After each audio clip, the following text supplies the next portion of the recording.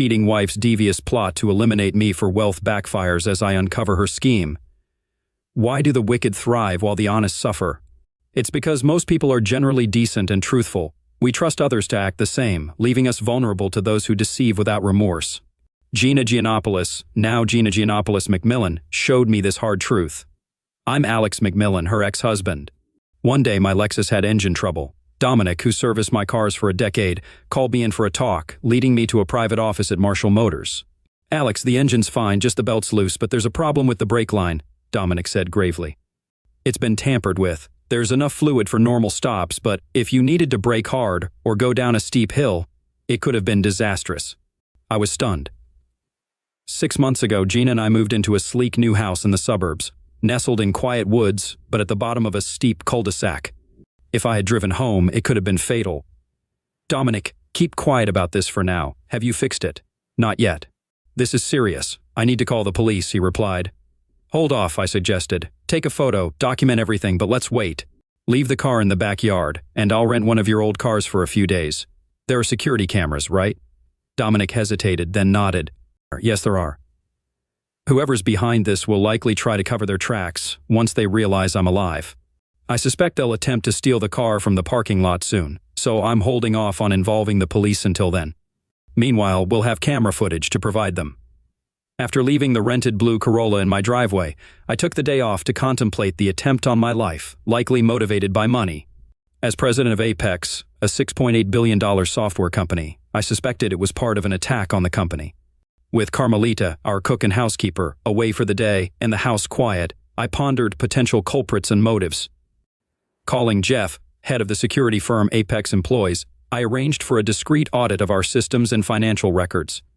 I provided Jeff with a temporary password for access and instructed my secretary Meredith to facilitate their visit.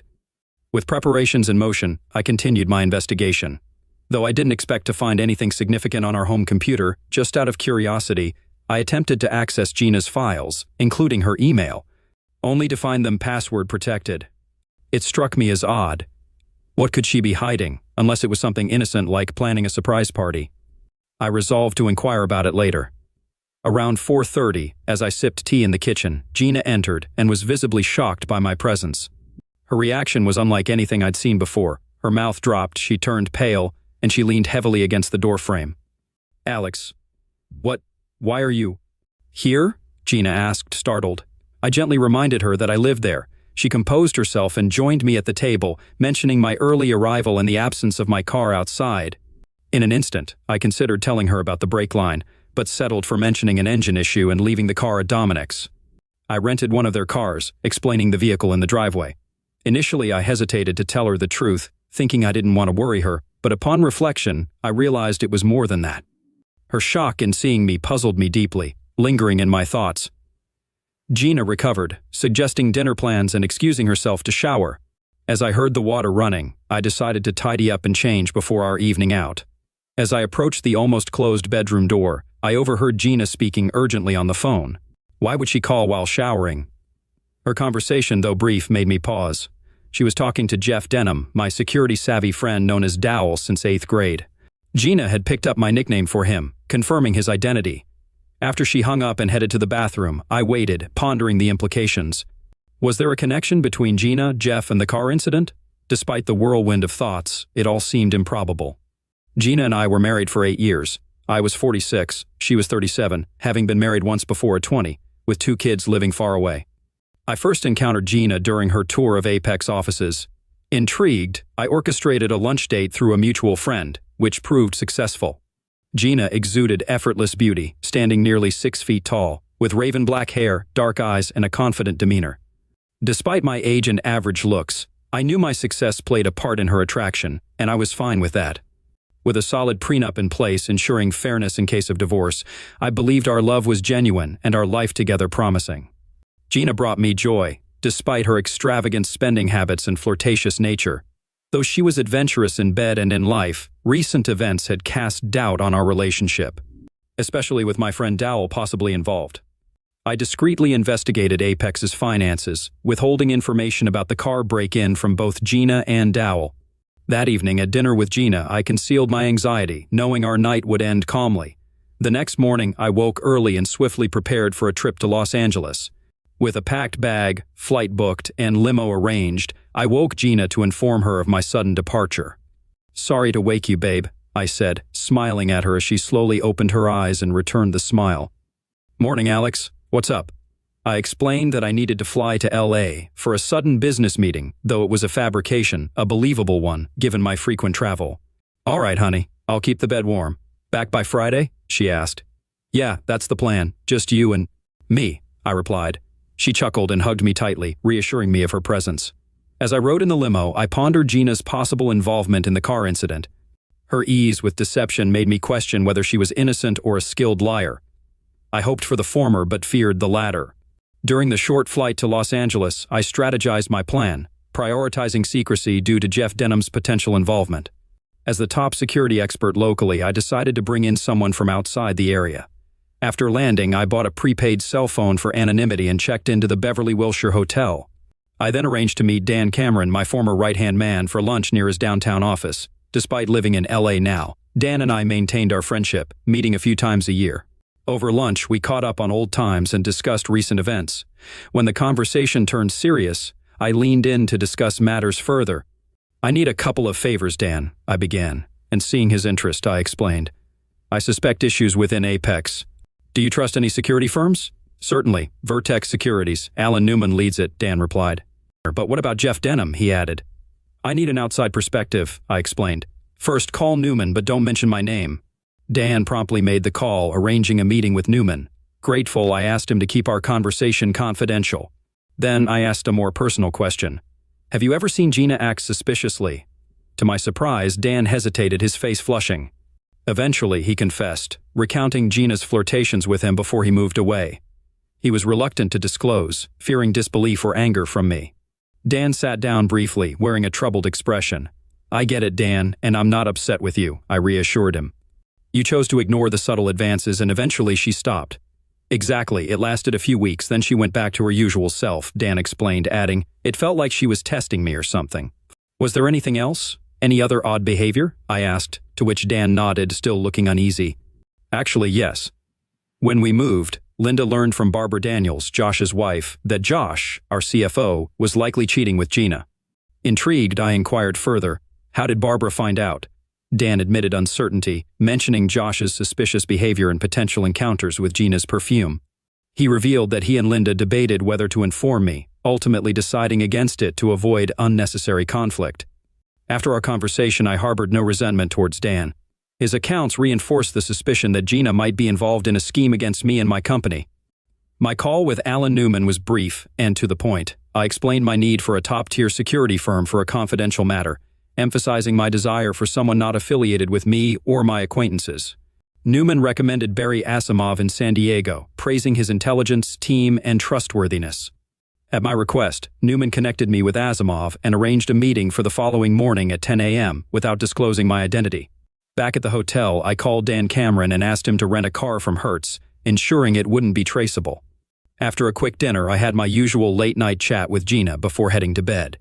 The next morning, disguised in sweatpants, sunglasses, and a baseball cap, I traveled to the Hertz office at the Los Angeles airport. By 9:45, I arrived in San Diego and parked near the Asimov office.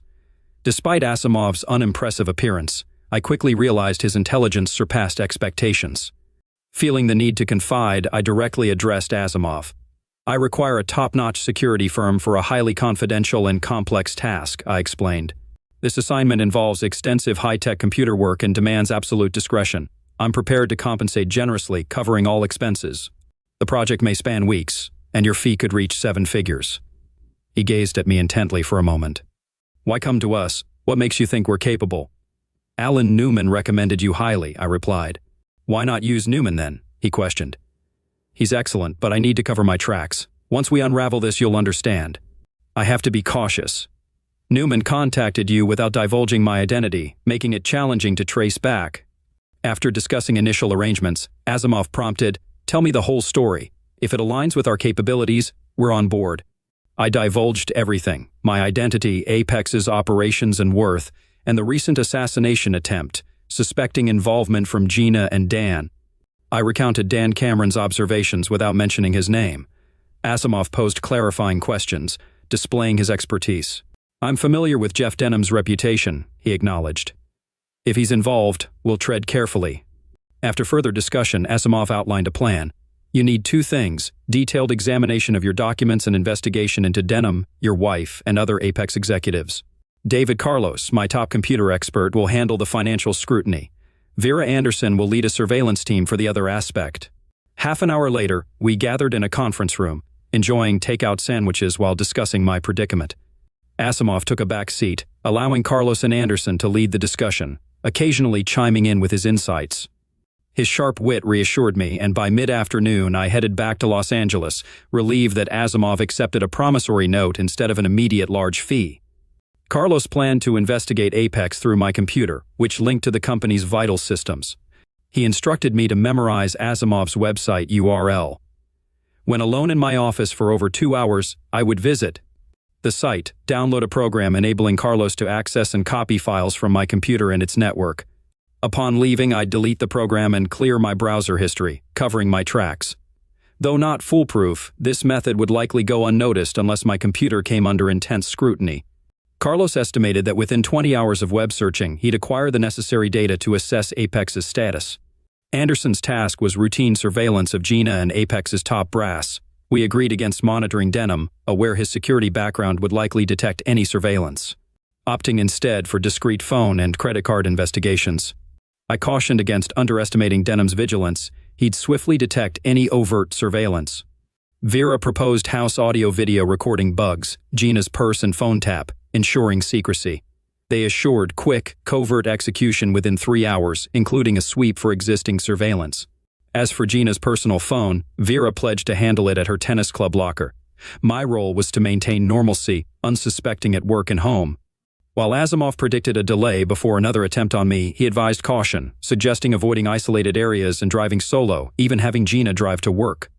I promised vigilance, despite the seeming ease of his advice. Before parting ways, we devised a one-way communication method to reach Asimov. Utilizing discarded cell phones, I'd call Larry Asimov, with the receptionist redirecting me to Barry. We agreed on bi-daily check-ins. Returning to the Beverly Wilshire, I informed Gina of my early return. She expressed her loneliness and anticipation for our reunion on Thursday night.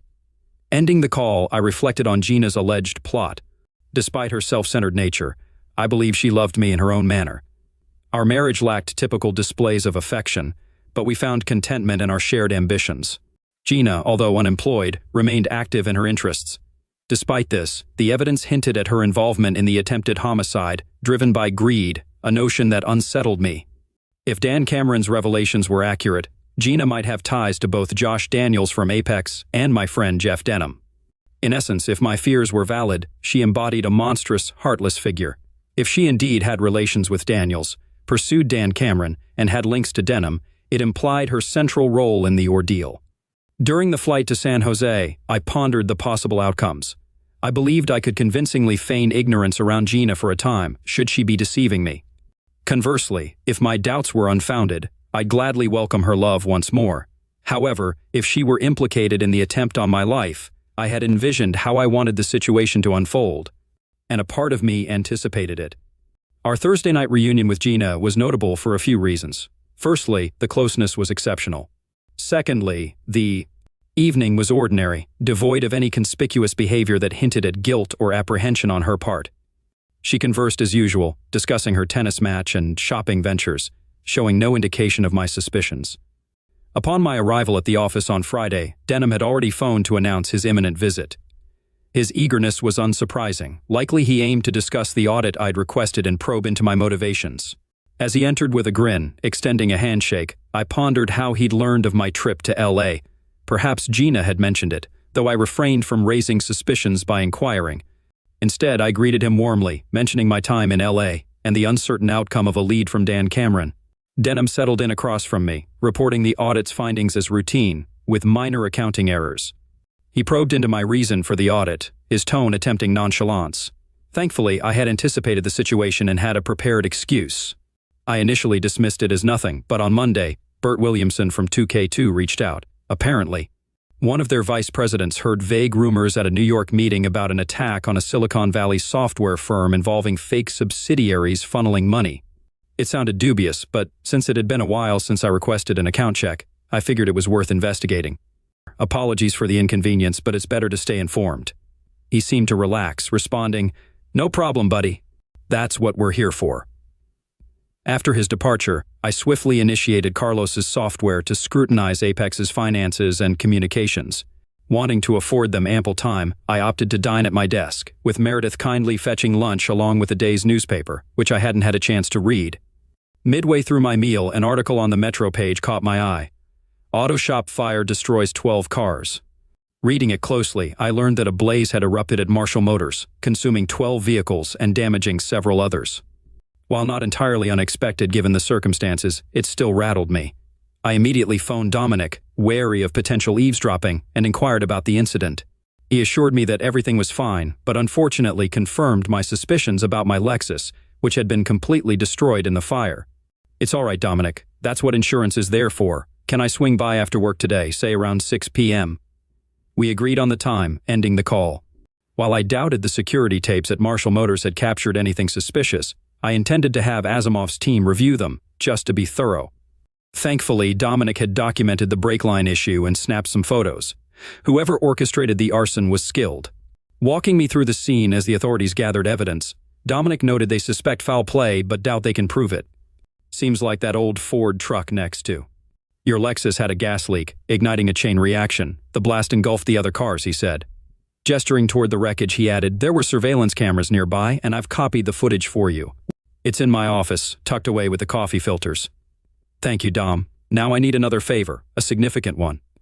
I requested that Dominic hold off until Monday before sending the surveillance footage and his initial report, including photos, to Barry Asimov's office. I repeated the address several times to ensure he remembered. I also left my rental car with Dominic, opting for cabs for the next few days, picking them up from different locations on a whim. It reduces the likelihood of falling into a trap. I quickly dialed Larry and reached Barry Asimov within minutes. Not much had changed. Carlos had extracted data from my computer, but the process wasn't complete yet. I assured Barry I'd try to make it to the office during the weekend. Vera Anderson's team swept my house for bugs, finding none, and installed their own. They also cracked Gina's computer password and copied her files, planning to examine them later. I briefed Barry on the car fire incident, promising to provide documents and reports soon. We scheduled another call for early the following week. The weekend passed uneventfully. Gina and I stuck to our usual routine, sleeping in on Saturday, followed by breakfast cooked by Gina. We spent the day at the clubhouse, with me playing golf and Gina relaxing by the pool with her friends.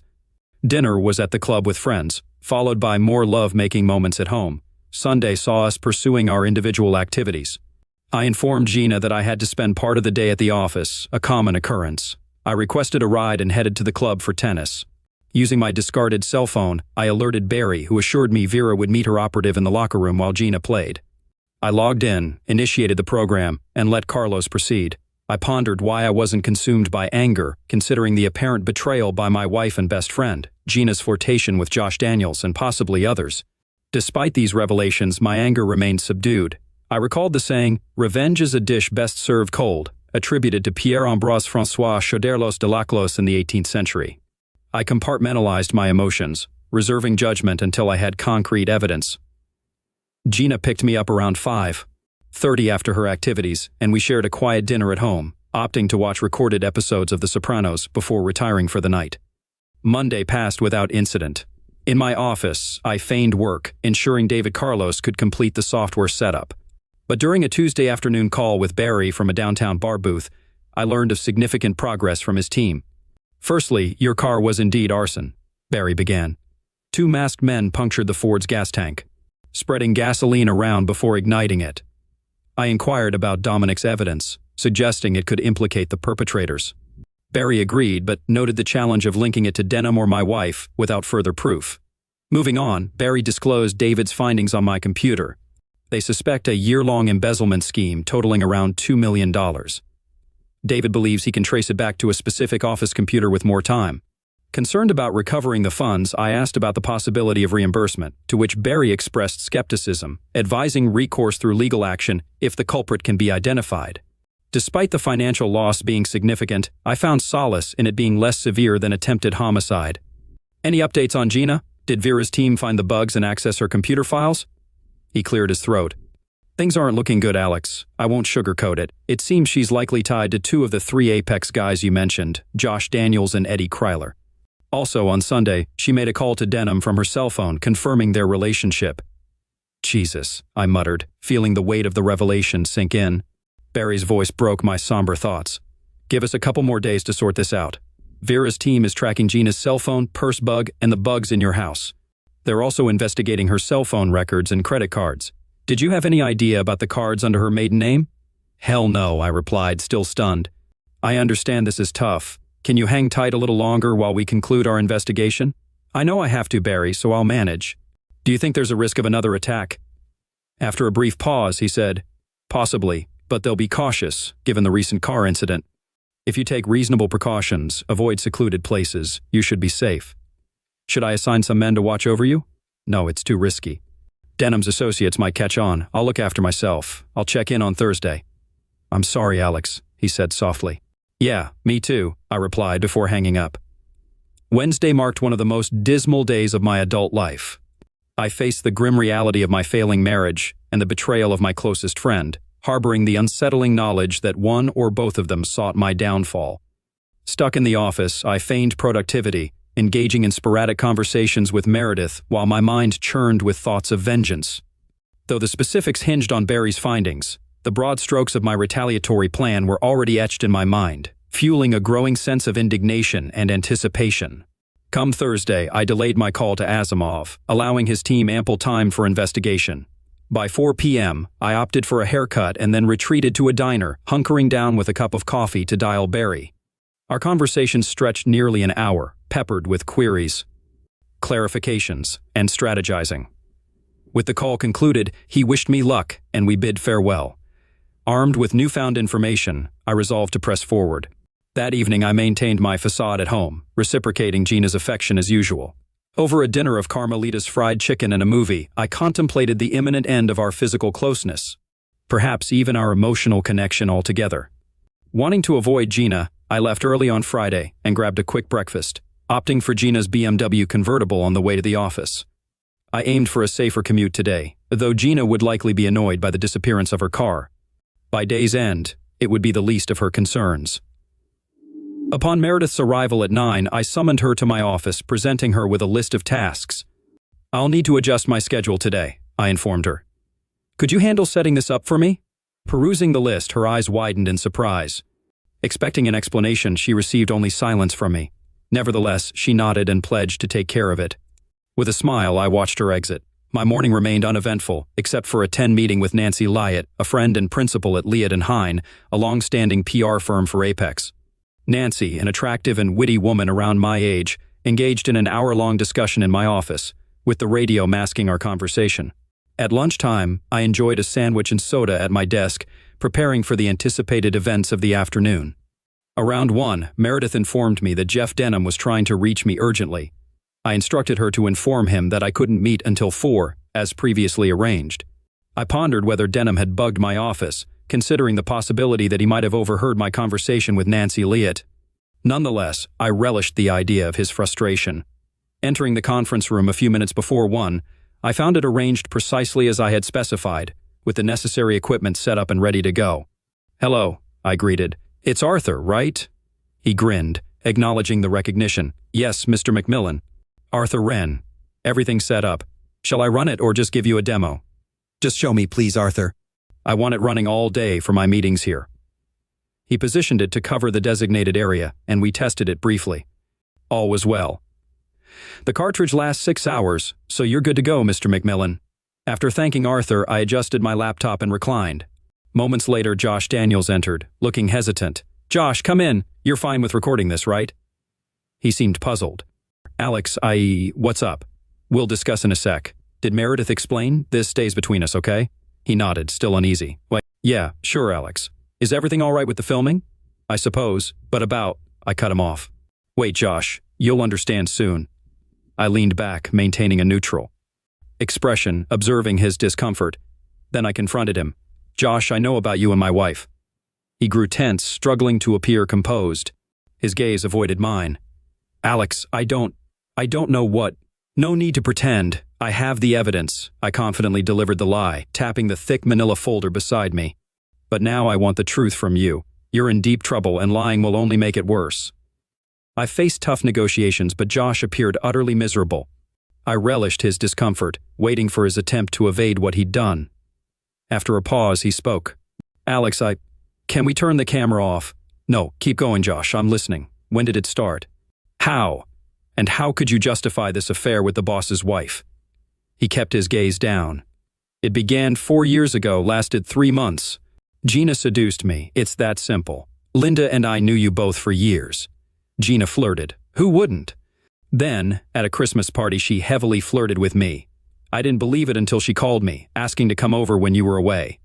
I tried to leave, but she insisted, locked the door, and confessed her desires. I knew it was wrong, but I stayed. She led me to the bedroom, and we spent 2 hours together. Josh slumped in defeat, his head resting on his hands as he gazed at the floor. "How long did it last, and how did it end?" "That's how it went.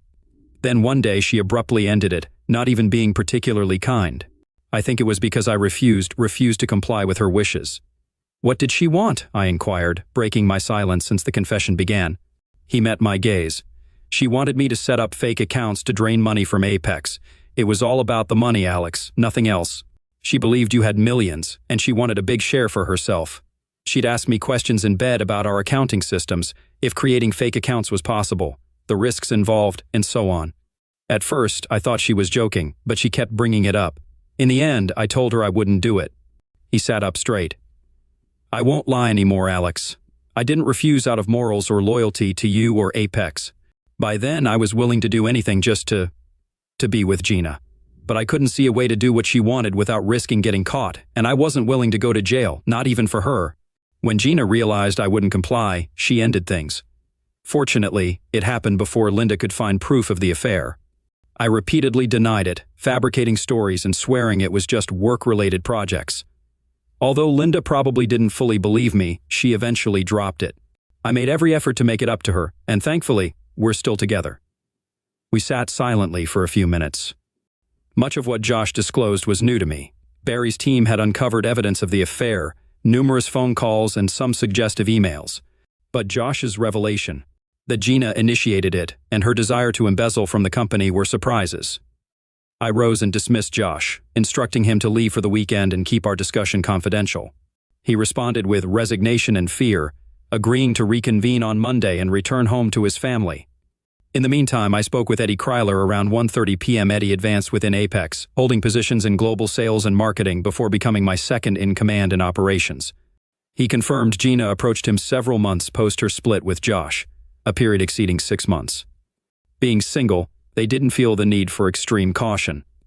Eddie revealed Gina broached the idea of embezzling from the company gradually, initially as a joke. Over time, it evolved into a serious proposition. He explored various options but found none feasible, citing the company's stringent financial controls. When he confessed his reluctance to Gina, their association ended. When I confronted Bernard Eisenhart, Apex's treasurer, about his involvement with my wife, his reaction was one of surprise rather than distress.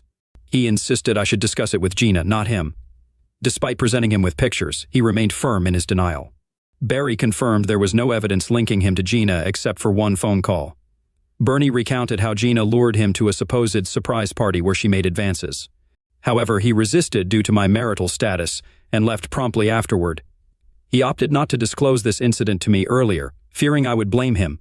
Understanding his perspective, I assured him I believed his account, clarifying that I recently discovered Gina's infidelity with other company employees. Bernie's initial anger subsided into astonishment upon learning about Gina's involvement with 2 other men. He even recalled rumors about her and Josh from years ago but had dismissed them. After our discussion, I assured him of my trust, reiterated that I hadn't accused him, and stressed the importance of confidentiality. After he left, Meredith informed me about Jeff Denham's urgency to meet immediately, despite the scheduled appointment for 4. Denham was insistent. I instructed Meredith to give me 5 minutes before letting him in. Reflecting on what I had just learned, I realized the gravity of the situation. Discovering that my best friend wanted me dead was not an everyday occurrence, and I relished the opportunity to confront him. When Jeff Denham entered the conference room, he appeared visibly shaken, as though he had consumed an excess of caffeine. Despite his attempt to appear composed, his voice betrayed his nervousness. "Hey, Alex, what's up?" His tone, though carefully casual, carried a hint of anxiety. "Hey, Dowell, thanks for dropping by. Want some coffee?" He declined and inquired about the video camera in the room. With a smile, I explained its purpose for recording today's meetings. He seemed apprehensive but voiced no objections. As Denham puzzled over the situation, I noted Meredith's silence and Bernie Eisenhardt's cryptic nod earlier. Turning the laptop toward Denham, I revealed a still frame from a recent bedroom video. His shock was palpable as he met my gaze. Before he could respond, I struck him with my fist under his eye. He recoiled, crashing to the floor as the chair slid backward. Standing over him, I removed my glove, feeling the pain but relieved it wasn't more severe. With a grim smile, I waited for Denham to regain his composure. It took him a while to regain consciousness, and when he did, he looked around warily, then moved away from me, his expression a mix of confusion and caution. "Think you can handle more?" I quipped, my tone casual. "No need, Alex," he muttered, eyeing the door as if considering escape. "Forget it, Dowell. Guards are outside. You're staying put," I assured him. As we sat in tense silence, he seemed to mull over his predicament, likely hoping I was unaware of the full extent of his actions. "Get back to the table," I commanded. "What's coming next will hurt a lot worse." He complied, keeping his gaze fixed on me. "You're a disgrace," I berated him. "Entertaining my wife, stealing from me, and plotting my homicide." His reaction was one of shock and alarm. "Gina confessed it all," I lied confidently. "You thought eliminating me would complete the betrayal, didn't you?" "Alex, it's not true," he pleaded desperately. "I admit to the affair with Gina, no denying that now, but the idea to steal and eliminate was all hers. I tried to talk her out of it, but eventually went along. She initiated everything." He confessed after some silence, detailing how Gina persuaded him into the affair and then suggested stealing money from me. Unlike others involved, Denham complied, embezzling $1.8 million over 7 months. But Gina wanted more, claiming my wealth justified it. Denham spoke openly now, expressing remorse for his actions. She wanted more, said $1 million or $2 million wasn't enough. It wasn't fair. I closed the account and covered my tracks. A month later, she talked about eliminating you, wanting us to be together and enjoy your money. She persisted every time we met, painting a vivid picture of our future once you were gone. "And you believed her?" He sighed heavily. "I was a fool, Alex. I convinced myself she loved me. I held on, but she started hinting that if I didn't comply, we might not be together. After weeks of this, I felt trapped. Gina is a cold-blooded monster. When she got the idea, she wouldn't let go, so I found someone to tamper with the brake line. He assured me it could be done without suspicion." He looked at me, worn out. "I know you'll never forgive me, how could you? But I can't believe I did it. It's like I was someone else, like Gina had control over me. I followed her instructions like a puppet. I didn't need to ask if." He'd try again, the answer was clear from the video Asimov had sent me. His voice strained, he admitted, "She wanted to. I persuaded him to wait, but she persisted." He broke down, confessing everything, including the offshore accounts where he stashed the money, except for the $60,000 Gina had already spent. Around 4:30, I handed him over to the guards. Then I returned to the conference room, awaiting Gina's arrival at 5. Each revelation sank in deeper. My wife wasn't just betraying me and stealing, she aimed to ruin me. How could I have been so blind to her true nature after 8 years together? Gina sauntered into the conference room, fashionably late as usual, appearing glamorous yet slightly irked. "Sweetheart, what's with all this? Meredith practically ordered me here, but she hasn't spilled a thing. Is there some company drama? And why did you leave me stranded without a car this morning?" Observing her closely, I detected her faux annoyance masking genuine concern. Likely, she and Denham had been frantically communicating today, trying to decipher the situation. "Darling, please sit down. This isn't easy for me," I feigned emotional struggle, silently relishing every moment. After a pregnant pause during which Gina's knee trembled nervously, I addressed her. "Gina, I know about your infidelity. How could you betray me like this? I believed you loved me."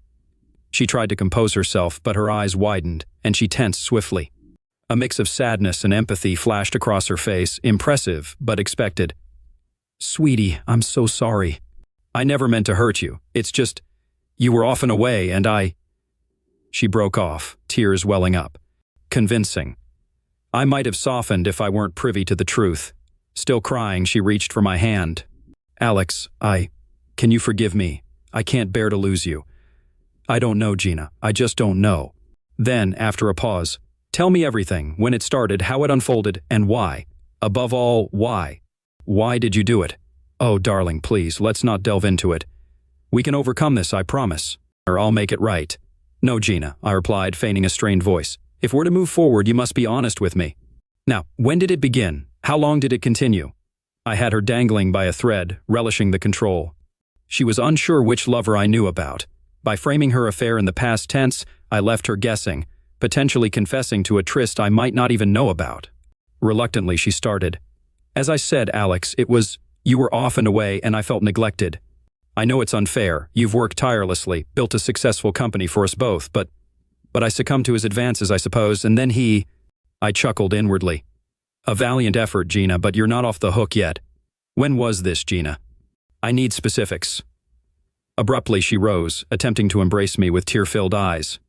Alex, I'm so sorry. Holding her at arm's length, I pressed. When was it? I watched her mental calculations flicker in her eyes. She sighed, settling into the chair beside me.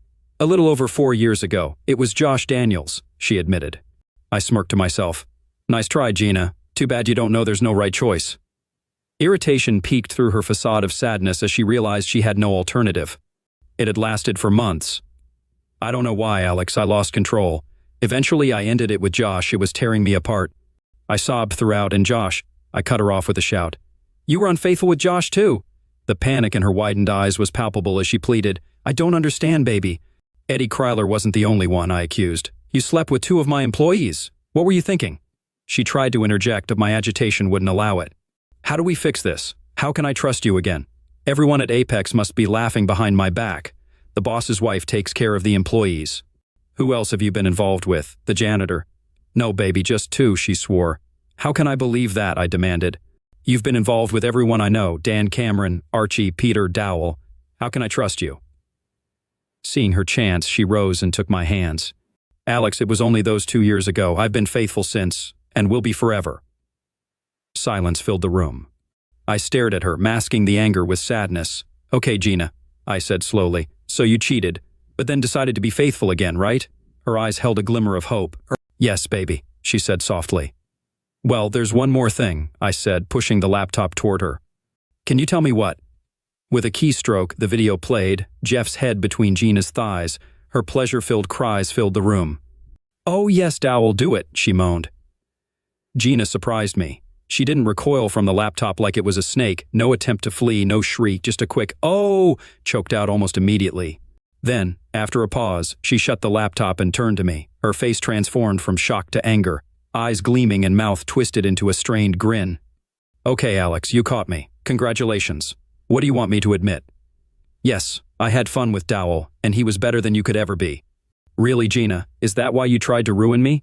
My question rattled her. She froze, staring at me before managing a weak, what? I have no clue what you're talking about. Is that so? I murmured.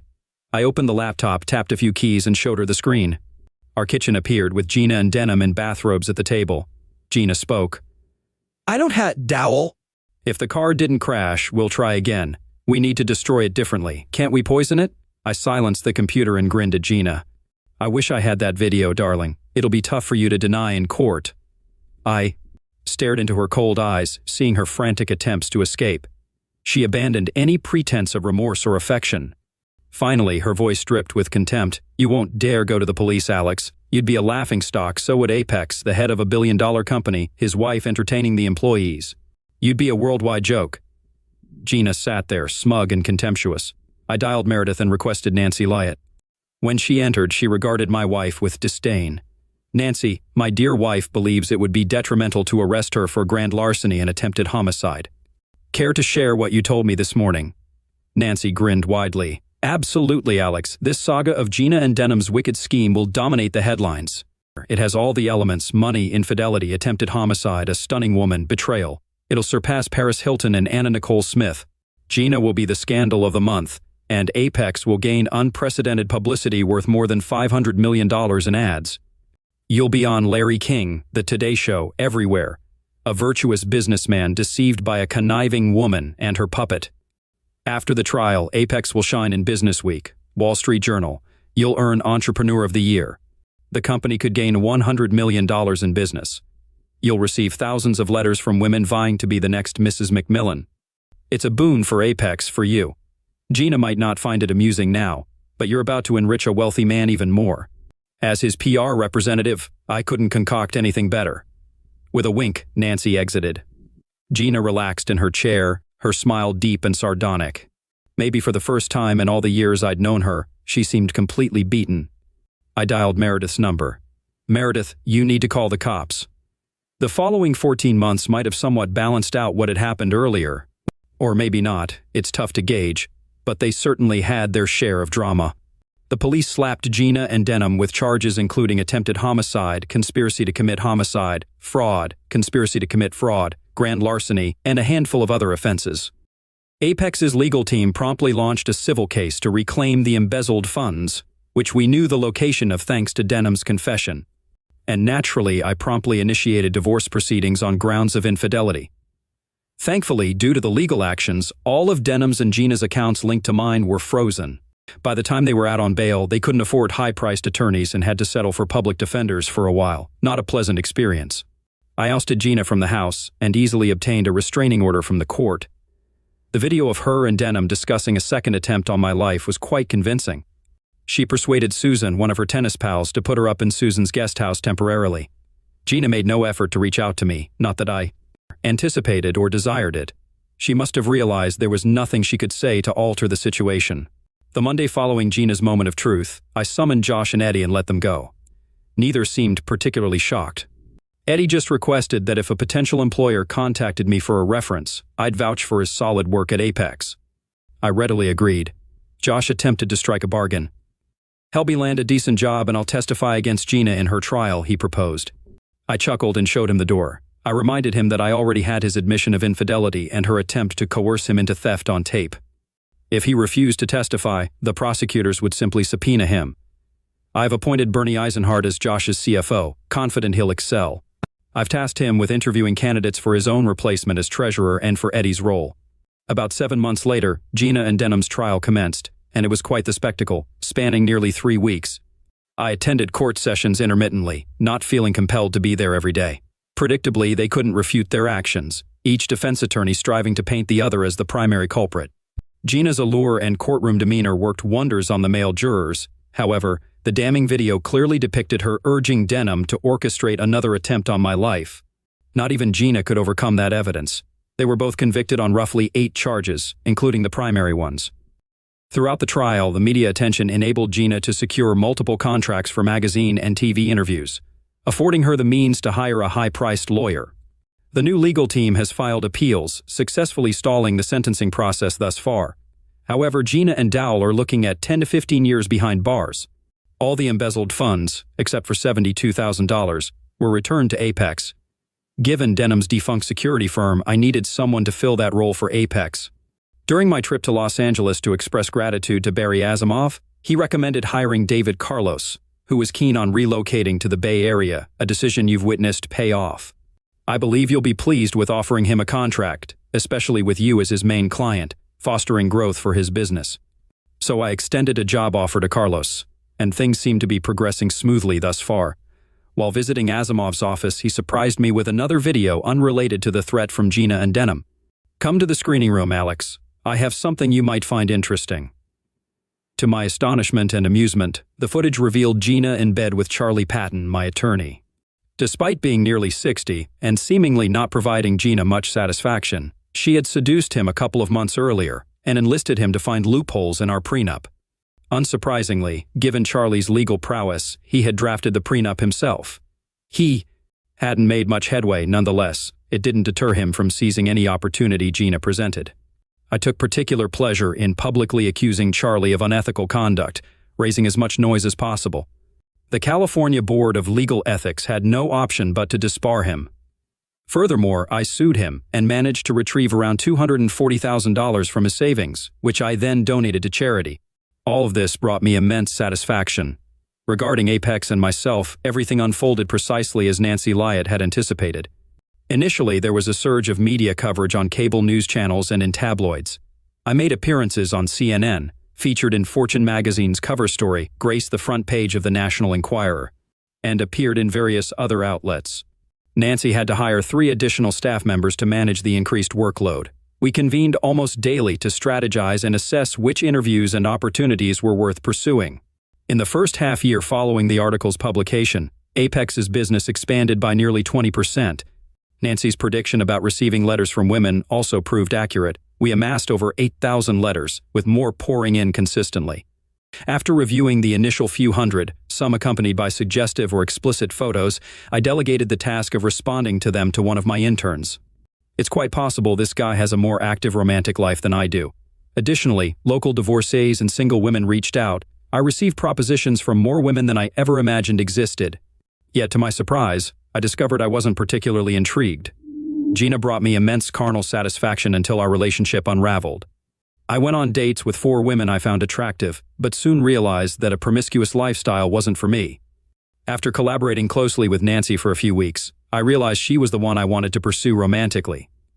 We've been dating for nearly a year now, with neither of us feeling rushed to tie the knot, although it may happen eventually.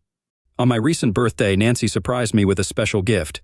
We spent Saturday night at her place, watching an old Humphrey Bogart movie before indulging in closeness. On Sunday morning, she let me sleep in while she prepared breakfast, which she then brought to the bedroom on a large tray. When I woke up, I found her standing there in her robe, holding breakfast. After we ate, she teased, "Is your present ready?" I'm actually wearing it under my robe. Curiously, I raised my eyebrows, but she only grinned mischievously. "Ready?" she asked, unveiling a white t-shirt adorned with a scanned image of a smiling Gina, likely taken from a photo Nancy found at my home. Beneath the image, in bold letters, it read, "I survived a monster." I couldn't help but burst into laughter. Then I pulled her close, saying, "Come here, you.